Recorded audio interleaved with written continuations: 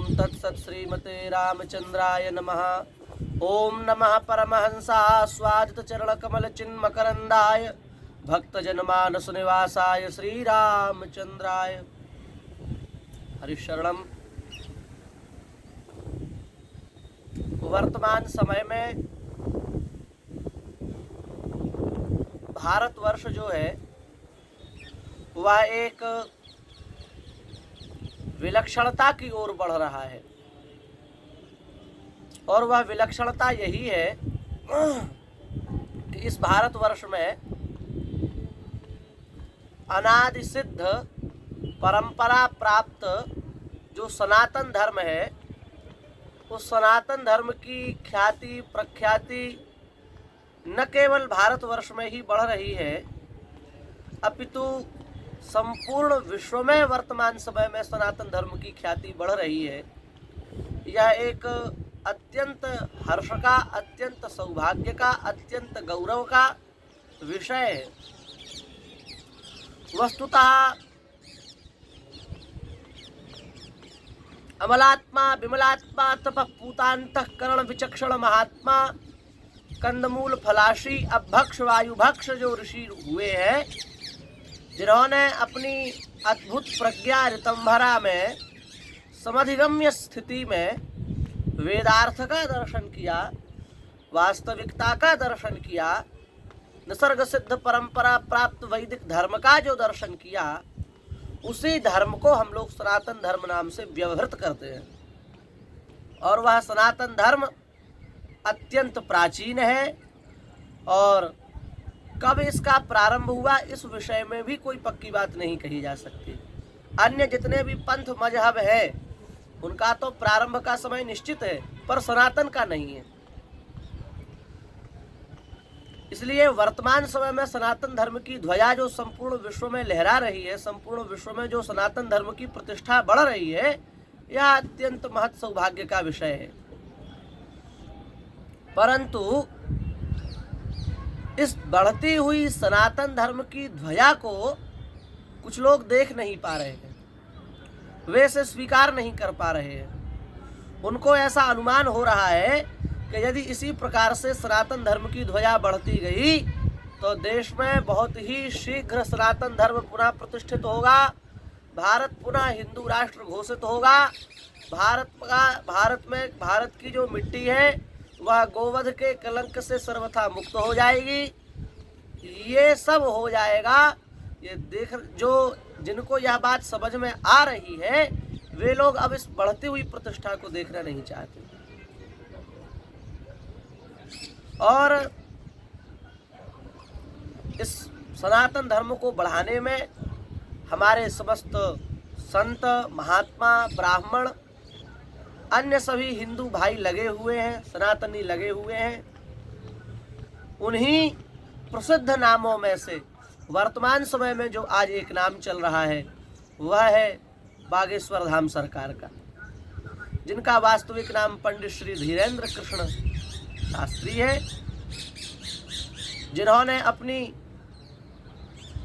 तपःपूतांतःकरण वाणी से, जिन्होंने अपनी ओजस्वी तेजस्वी महनीय वाणी से समस्त संसार में सनातन धर्म को प्रसारित किया, समस्त संसार में संपूर्ण विश्व में सनातन वैदिक धर्म की स्थापना की कर रहे हैं और जो आस्था श्रद्धा से सनातन धर्म में विश्वास रखते हैं उनको आस्था श्रद्धा से वे सनातन धर्म से जोड़ते हैं और जो चमत्कार के नाम पर सनातन धर्म की ओर बढ़ना चाहते हैं उनको वे भगवत कृपा से, हनुमान जी की कृपा से जैसे उनको परिकल्पना होती है, जैसे उन पर भगवान की कृपा होती है, हनुमान जी की, बागेश्वर बालाजी की कृपा होती है, उस प्रकार से वे अन्य सभी लोगों को सनातन से जोड़ रहे हैं।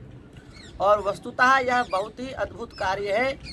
मनुस्मृति में कहा गया है एतद् देश प्रसूतस्य सकाशाद अत्र जन्मनः स्वं स्वं चरित्रम शिक्षेरन् पृथिव्यात् सर्वमानवाः। इस भारतवर्ष में अपने अपने चरित्र से सभी लोग शिक्षा देते हैं और वर्तमान समय में उनके माध्यम से जो कार्य भगवान संपादित करा रहे हैं वे बहुत ही श्लाघ्य है, प्रशंसनीय है। परंतु उनकी बढ़ती हुई जो धर्म ध्वज की पताका है, उनका बढ़ता हुआ जो नाम है, उनकी बढ़ती हुई जो अनुपम कीर्ति है, वह कीर्ति कुछ लोगों से सहन नहीं हो रही है। और कुछ लोग कह रहे हैं कि यह सब पाखंड है, कुछ लोग कह रहे हैं कि यह सब ट्रिक है, कुछ लोग कह रहे हैं कि बाबा को ज्ञान नहीं है, कुछ लोग कह रहे हैं कि शास्त्री जी की सब कपोल कल्पना है, इत्यादि प्रकार से न्यूज चैनल से लेकर के यूट्यूब चैनल तक सभी लोग जो सनातन धर्म के प्रति आस्थावान नहीं है, सनातन धर्म के प्रति विश्वसित नहीं है, सनातन धर्म को जो बढ़ने नहीं देना चाहते हैं, वे लोग इस प्रकार से अनेक प्रकार की बातें कर रहे हैं। वस्तुतः सत्य बात यह है कि चारों युग परिताप तुम्हारा, हनुमान जी का जो प्रताप है वो केवल सतयुग में नहीं है, वो केवल त्रेता में नहीं है, वह केवल द्वापर में नहीं है, अपितु वह कलयुग में भी है। चारों युगों में उनका एक जैसा प्रताप है। और कलयुग के तो देवता ही श्री हनुमान जी महाराज हैं। कलयुग में तो उनका प्रत्यक्ष प्रभाव है। श्री तुलसीदास जी के द्वारा श्री रामचरितमानस जैसे जो अपूर्व ग्रंथ की रचना हुई, अप्रतिम ग्रंथ की रचना हुई, अभूतपूर्व ग्रंथ की रचना हुई, अकल्पनीय ग्रंथ की रचना हुई, अश्रुतपूर्व ग्रंथ की रचना हुई, अदृष्टपूर्व ग्रंथ की रचना हुई, उसके मूल में श्री हनुमान जी महाराज की कृपा है, उसके मूल में श्री हनुमान जी महाराज का वरद हस्त है। तो इसलिए हनुमान जी महाराज की कृपा कलिकाल में प्रत्यक्ष है। और दूसरी बात यह है कि अष्ट सिद्धि नवनिधि के दाता, जब उनका प्रत्यक्ष है कलिकाल में होना, तो उनकी अष्ट सिद्धि नवनिधियां भी प्रत्यक्ष हैं। तो ये अष्ट सिद्धियों में से एक छोटी सी सिद्धि है उस दृष्टि से देखा जाए तो। लेकिन लोगों को इस पर भी विश्वास नहीं होता, उनको ऐसा लगता है कि यह सब नहीं हो सकता है। कुछ लोग इसको अंधश्रद्धा कह रहे हैं, कुछ लोग इसको ट्रिक बता रहे हैं। वस्तुतः स्थूल प्रकृति में जब विकृति होती है तो यही होता है। सूक्ष्म प्रकृति में विकृति पहले आती है, स्थूल प्रकृति में विकृति बाद में आती है। और जब सूक्ष्म से लेकर के स्थूल प्रकृति तक विकृति हो जाती है तो फिर हमको महत्पुरुषों की बातें, ये चमत्कार की बातें, ये भगवान की जो कृपा है वह समझ में नहीं आती है। ये अनुभव गम्य है, ये अनुभव सिद्ध है, इसके लिए प्रत्यक्ष प्रमाण की आवश्यकता नहीं है। यह सब तो अनुभव से सिद्ध होने वाली बात है। और इस अनुभव को प्राप्त करने के लिए पहले हमको सूक्ष्म प्रकृति की विकृति को समाप्त करना पड़ेगा। और सूक्ष्म प्रकृति की विकृति जब समाप्त हो जाएगी तो स्थूल प्रकृति की विकृति भी समाप्त हो जाएगी। और जब स्थूल प्रकृति की विकृति समाप्त हो जाएगी तो फिर हमको यह सब बातें समझ में आने लगेंगी। अब आप विचार करें, आज हम लोग भक्ष्य भोज्य पर विचार कर पा रहे हैं? आज हमको क्या खाना चाहिए, क्या नहीं खाना चाहिए, इस पर हम विचार कर पा रहे हैं? हमको कहाँ बैठना चाहिए, कहाँ नहीं बैठना चाहिए, इस पर हम विचार कर पा रहे हैं? तो क्या है यह सब? यह सब हमारी सूक्ष्म प्रकृति में विकृति को बढ़ा रही है। और जब सूक्ष्म प्रकृति में विकृति भर जाएगी तो फिर हमको ये सब बातें समझ में नहीं आएंगी। इन बातों को समझने के लिए अंतःकरण को शुद्ध होना पड़ेगा। और अंतःकरण शुद्ध तभी होगा जब सूक्ष्म प्रकृति की विकृति समाप्त होगी। और सूक्ष्म प्रकृति की विकृति को समाप्त करने के लिए हमको गव्य पदार्थों का सेवन, भगवद आराधन, महत्पुरुषों के जो परिचर्या है, सेवा है, उससे हमारी सूक्ष्म प्रकृति शुद्ध हो जाएगी। और फिर उस सूक्ष्म प्रकृति में, उस तपः पूतांतःकरण में इस ज्ञान का हमारे अंदर प्रकाश होगा। इसलिए यह बात आप नहीं कह सकते कि यह सिद्धि नहीं हो सकती है। अरे भाई, जो वस्तु दृष्ट नहीं है क्या वो है नहीं? यदि किसी व्यक्ति ने किसी देश विशेष को नहीं देखा तो क्या उस देश विशेष का अस्तित्व समाप्त हो जाएगा? और रही बात इसकी कि कोई ऐसा कैसे कर सकता है, तो इस प्रकार की कल्पना तो भगवान के विषय में भी की जा सकती है। आप कह सकते हैं कि जब भगवान सर्वसमर्थ है तो वह सर्वसमर्थ भगवान कोई ऐसा पत्थर नहीं बना सकते जो वे खुद ना उठा सके। अब आप विचार करो, यदि उठा दें तो सर्वसमर्थ कैसे, और यदि ना उठा पाए तो सर्वसमर्थ कैसे? दूसरी बात, यदि भगवान ऐसा पत्थर बना दे जो वे स्वयं ना उठा पाए तो सर्वसमर्थ कैसे हो यदि उठा नहीं पाए? और यदि ना बनावे तो आप कहेंगे तो भी सर्वसमर्थ नहीं, क्योंकि बना नहीं पाए। तो इस प्रकार से कैसे हो सकता है इसकी कल्पना तो आप भगवान के विषय में भी कर सकते हैं। इसलिए हमारी प्रार्थना है तर्क वितर्क कुतर्क को छोड़ करके यदि हम श्रद्धा के दृष्टि से, शास्त्र की दृष्टि से, संत की दृष्टि से, संतो दशंति चक्षुंसी, उस दृष्टि से हम देखेंगे तो हमको सब प्रत्यक्ष हो जाएगा। और सबसे बड़ी बात यह है कि चमत्कार वे जो बताते हैं उनसे जिनको लाभ होता है, उनमें से आज तक किसी ने यह नहीं कहा कि उन्होंने ऐसा कहा और हमको उससे लाभ नहीं हुआ। क्या आज तक उनसे कोई संतुष्ट हुआ?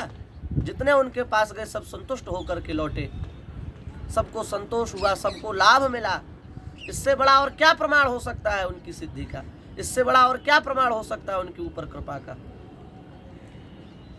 और दूसरी सबसे बड़ी विशेष बात यह है जो हमने प्रारंभ में ही निवेदन की कि सनातन धर्म की प्रतिष्ठा को संपूर्ण विश्व में वह फैला रहे हैं। इसके लिए वे विशेष धन्यवाद के पात्र हैं, क्योंकि कलिकाल में इस समय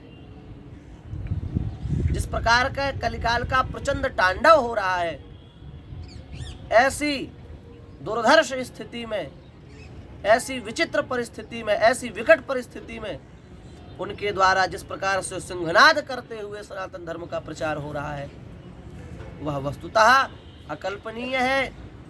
वह वस्तुतः भगवान की बहुत बड़ी कृपा है। और हम प्रार्थना करते हैं श्री बालाजी महाराज के चरणों में, ठाकुर जी के चरणों में, श्री राम जी के चरणों में, भगवान ऐसी उनको सामर्थ्य दे, ऐसी उनको कृपा दे कि वे संपूर्ण केवल भारतवर्ष में नहीं अपितु संपूर्ण विश्व ब्रह्मांड में सनातन धर्म के वर्चस्व को स्थापित करें, भारत को हिंदू राष्ट्र बनावें और भगवान उनकी सर्वविध सब प्रकार से रक्षा करें। खूब कुशल होकर के वे सनातन धर्म का कार्य करें। हमारे ही धर्म के कुछ लोग जो उनके समर्थन में नहीं आ पा रहे हैं, उनसे भी हमारी प्रार्थना है कि आप लोग अपने दुराग्रह को छोड़ करके सब एक साथ होकर के, सब संगठित होकर के कार्य करें। भगवान ने बहुत अच्छा अवसर दिया है, भगवान कृपा करेंगे तो बहुत ही जल्दी कोई बहुत अच्छा शुभ समाचार हम सबको प्राप्त होगा। इसलिए सब लोग किसी भी प्रकार की कोई विरोधाभास न होते हुए सब लोग एकजुट होकर के, संगठित होकर के सब साथ दें, सब भगवान से प्रार्थना करें, खूब सनातन धर्म का संपूर्ण विश्व ब्रह्मांड में वर्चस्व हो। और जो विरोधी हैं उनसे भी हम कहेंगे कि आप लोग चिंता मत करें, आपके चित्त को भी बहुत जल्दी संतोष होगा, भगवान आपकी मति को भी सुधारेंगे और आपकी भी रति भगवान के चरणों में बहुत शीघ्र हो जाएगी।